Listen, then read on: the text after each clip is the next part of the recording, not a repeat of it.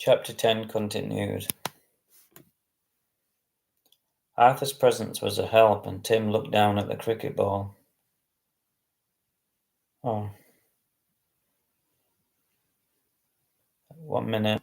Oh no. Oh my God. Coming up soon. Oh no.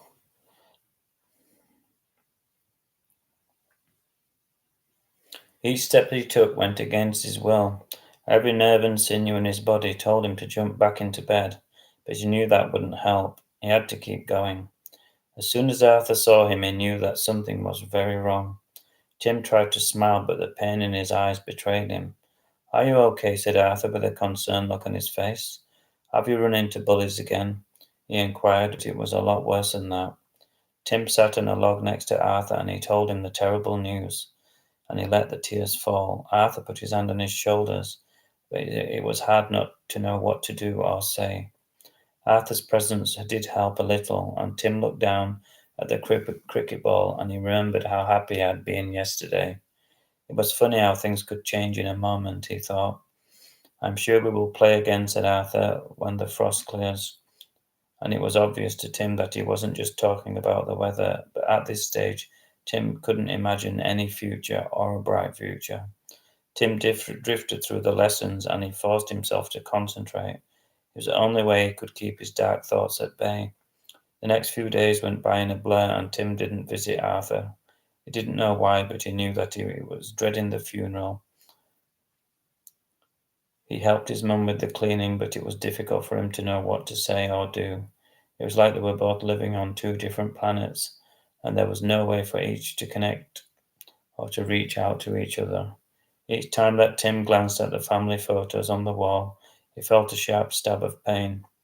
It seems like everywhere he turned there were reminders of Dad, and there wasn't any escape.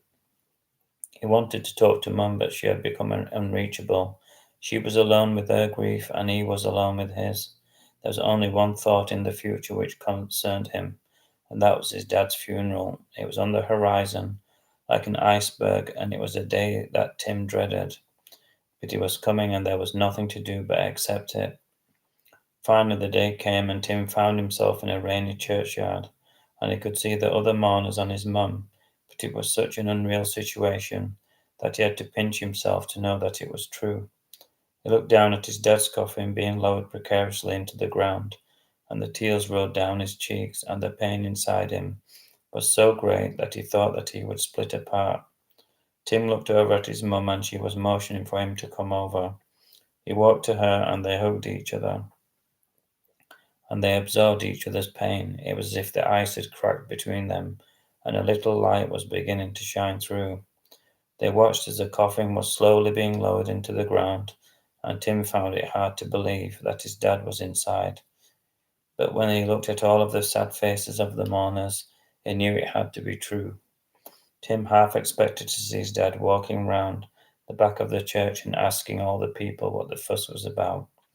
The rain fell heavier, and the blackness of the sky made Tim feel that the world was coming to an end, and in a way it was. Then he remembered Arthur, and it gave him something to hang on to, and he looked at his mum, and he knew that life was never going to be the same again, and he didn't know if he could carry on, but what choice did he have?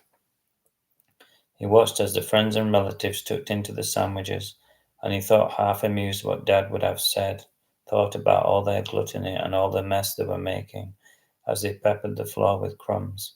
Tim couldn't wait to see Arthur again. It was his only light in the darkness. That night he kissed his mum good night as she sat in her favourite armchair listening to the radio. Her eyes awash with tears and memories which had turned to ashes. The next morning Tim ate his breakfast quickly, as he didn't want to be reminded of the last few days by the sight of Dad's empty chair and want to be reminded of the last few days by the sight of Dad's empty chair, and then Tim walked to the woods.